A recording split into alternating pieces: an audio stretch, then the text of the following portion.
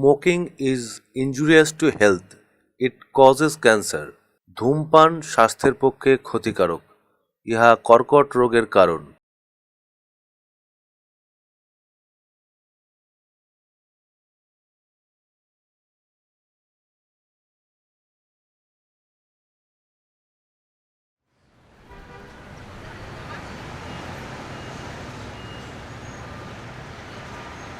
দাদা এখানে সাইড করে দিন। হ্যাঁ দাঁড়ান দাঁড়ান, ব্যাস।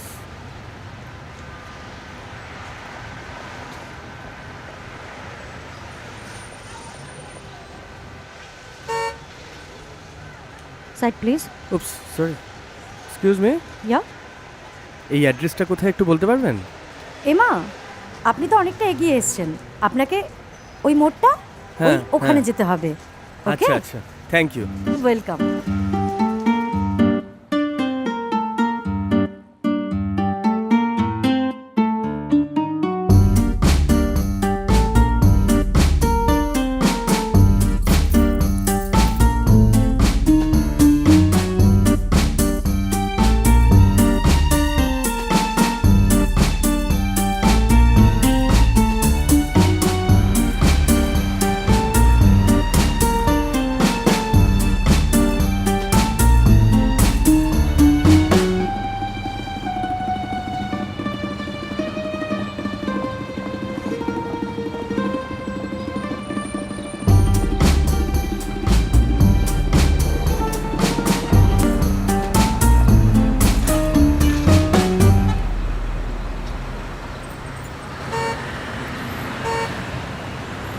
দাদা শশা কত? ও আচ্ছা,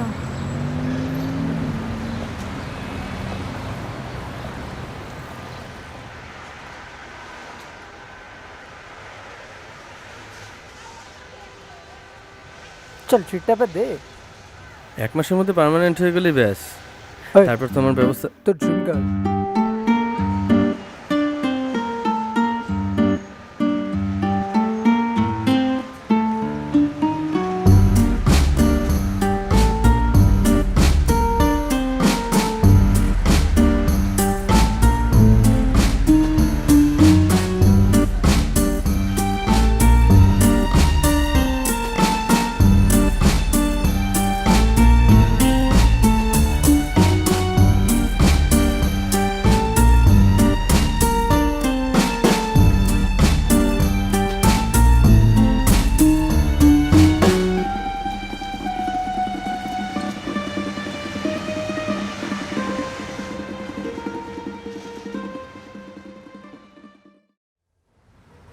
হ্যাঁ বলো।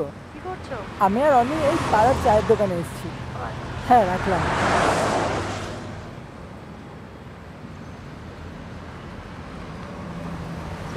সন্ধ্যেবেলার এই দুধ চাটা না হলে জমে না বল। দ্বিতীয় গল্প বলা যায়। থাকবে না। ঠিক, ঠিক। এই যে রাত্রিবেলা করে বেরোয়, হ্যাঁ। কি ভালো করতে করে যায়? চাটা বানায়। এসব তো আমাকে জানতে হবে। আমাদের এটা ভদ্র পাড়া, নিশ্চয়ই, ছেলে পুলে নিয়ে বাস করি। একদম। আরে ছেলে মেয়েদের কি শেখাবো? তা তো বটেই। ওই দেখো ওই দেখো ওই গাড়িতে চাপবে, দেখো। তো নাকি এগুলো কি নোংরা? না না, আমরা আর এসব দেখছি, মেনে নেবো না। রাত্রিবেলা বেরিয়ে যায়, কি কারণে যায় তা তো আমাদের দেখতে হবে। কি কারণ, কি বলেন? আমাদের পাড়াটা তো আরে অন্য নোংরা, পাড়া থেকে নোংরা। ভালো।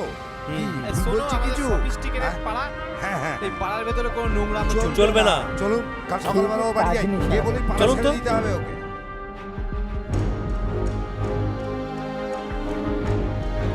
দেখুন আজকে আমি হ্যাঁ, সোজা হ্যাঁ, সাপটা বলবো, একদম তাই, যা একদম বলার তাই। বলবো, দরকার পড়লে কমিটিকে দেখুন তো, জানাবো, কি অবস্থা। জানাবো, দেখা না যাক না, কি হয়। এইভাবে না এখানে বলবো, থাকতে আমি দেওয়া যাবে কথাই না। বলবো, যা হবে আর হবে। সহ্য করা যাচ্ছে না।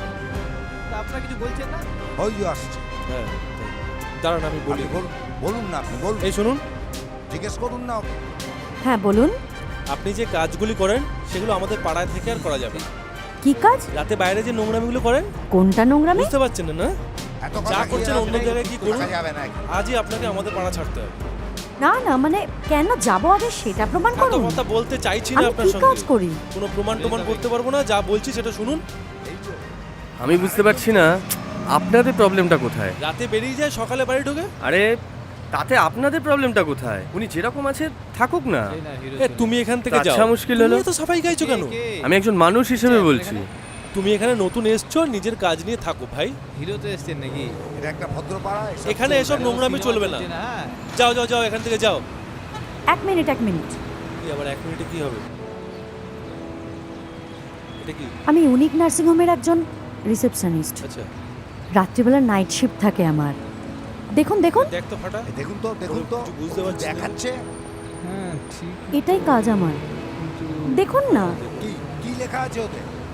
আচ্ছা শোনো, তোমাকে বলছি ভাই, না মানে এত লোকের উপকার করতে যেও না, নিজেরটা নিয়ে থাকো, ভালো থাকবে, বুঝেছো? এই চলুন চলুন। বাকি অন্য যে যা করছে করতে দাও। হ্যাঁ হ্যাঁ, আপনি আপনার চলো, মতো পরে থাকুন, আবার দেখা হবে। বেশি ধন্যবাদ। ঝামেলায় এই জড়াবেন চলুন না। চলুন চলুন। এই যে শুনুন, হ্যাঁ বলুন। এই ঝামেলায় নিজেকে জড়ানোর মানেটা কি? জড়ানো উচিত মনে হলো তাই জড়ালাম। আমি নিজেকে সামলাতে পারি। সেটা আমি অস্বীকার করছি না। প্লিজ আর জড়াবেন না।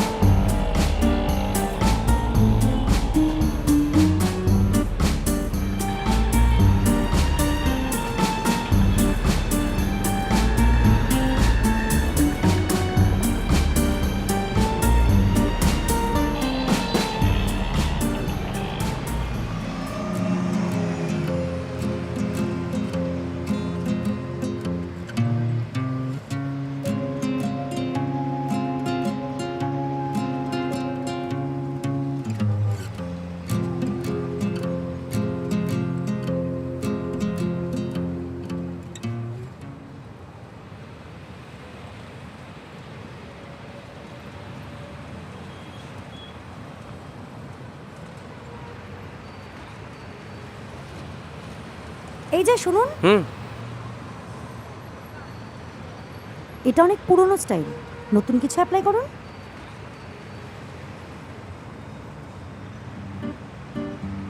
কাল বিকেল 5টায় খেয়াঘাট।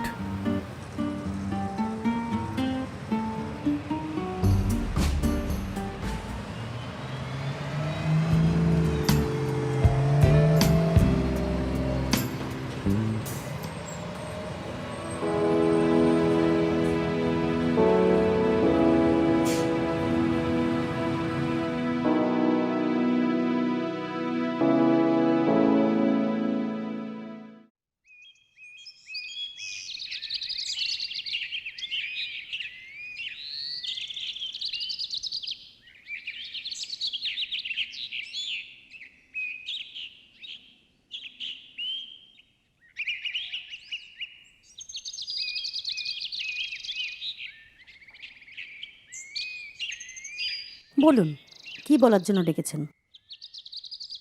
আমি একটা ইন্স্যুরেন্স কোম্পানিতে চাকরি করি।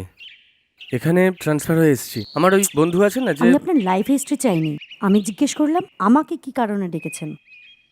চিপস খাবেন? সাথে একটু কফি হলেই জমে যেত, তাই না? কি বলুন? আসলে এটার যা আকার, পেটে গেলে সব নিরাকার। তাই এই সমস্ত ফাঁপা জিনিসের প্রতি আমার শরীরের, মনের, জীবনের কোনোটাতেই প্রাধান্য নেই। তাহলে খেলেন কেন? আপনার সম্মান রক্ষার্থে। এই জন্য তো মনে করি আপনি আমার জন্য পারফেক্ট। পারফেকশনটা কি বলুন তো? অনেকটা ফ্যান্টাসির মতো, যত বদলাবেন ততই ভালো। তার চেয়ে ভালো কাছে যে আছে তার সাথে থাকার চেষ্টা করুন। বাহ, আপনি তো বেশ ভালো কথা বলেন। তাহলে পাশে কিন্তু এখন আপনিই আছেন। তাই নাকি? তা আমার সম্বন্ধে আর কি কি জানেন? এক, আমি আপনার সম্বন্ধে কিছু জানতে চাই না। আর দুই, থাকতে থাকতে জেনে যাব। এক, জানতে চান না শুধুই ছলনা। দুই, থাকার জন্য জানতে হয়। তাহলে আপনি শুরু করুন। কোথা থেকে শুরু করব? সে তো আপনিই জানেন।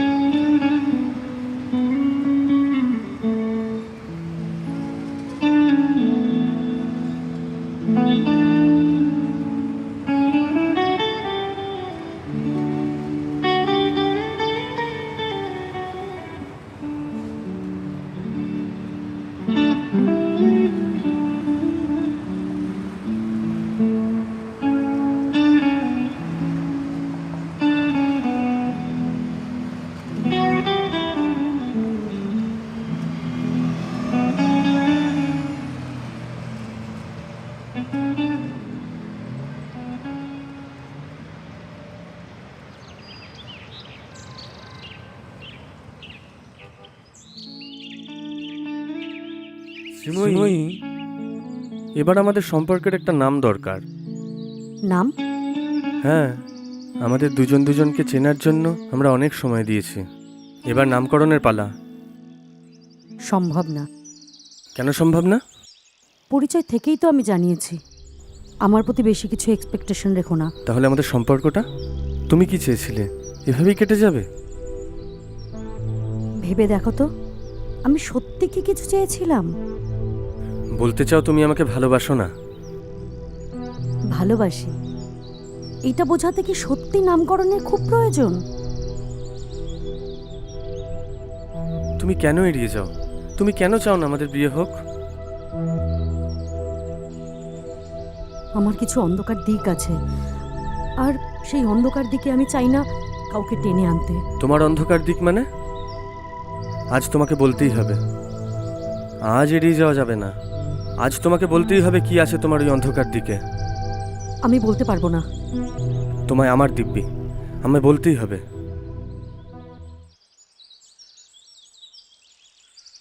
আমার মার প্রথম সন্তান রাজু হ্যান্ডিক্যাপ ছিল। হ্যাঁ, কিছুদিনের মধ্যেই স্বামী মারা যান। প্রথম সন্তানকে বাঁচাতে আবার বিয়ে করেন। একটাই শর্ত ছিল, সন্তানকে বাঁচাতেই হবে।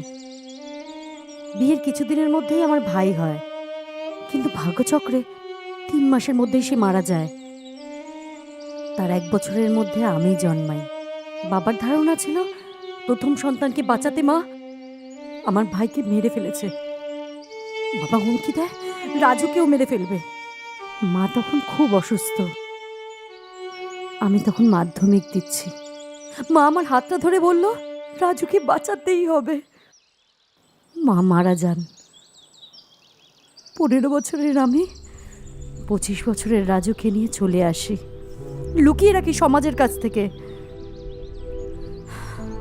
প্রয়োজন পড়ল প্রতি মাসে 15,000 টাকা কাজ করতে নামি, কিন্তু দিনের শেষে যে কাজই করি না কেন একটা কাজেরই অফার আসে। মনকে মানিয়ে নিলাম, এই কাজটাই মনে হয় আমার জন্য উপযুক্ত কাজ। দেহ ব্যবসা শুরু করলাম। আর তাছাড়া দেহ ব্যবসাও তো সামাজিক কাজ। কিন্তু সেদিন যে বললে এটাই তো মজা, টাটকা শরীরে ফাটকা ইনকাম। শুধু তাই নয়, সবার মোট কাজ আমার হাতের মুঠোয়।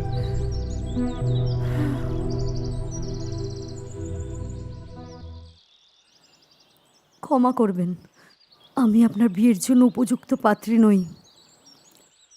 আপনি আসতে পারেন প্লিজ।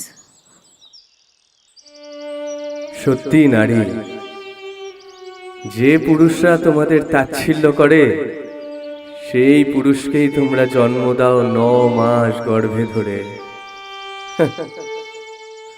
হ্যাঁ,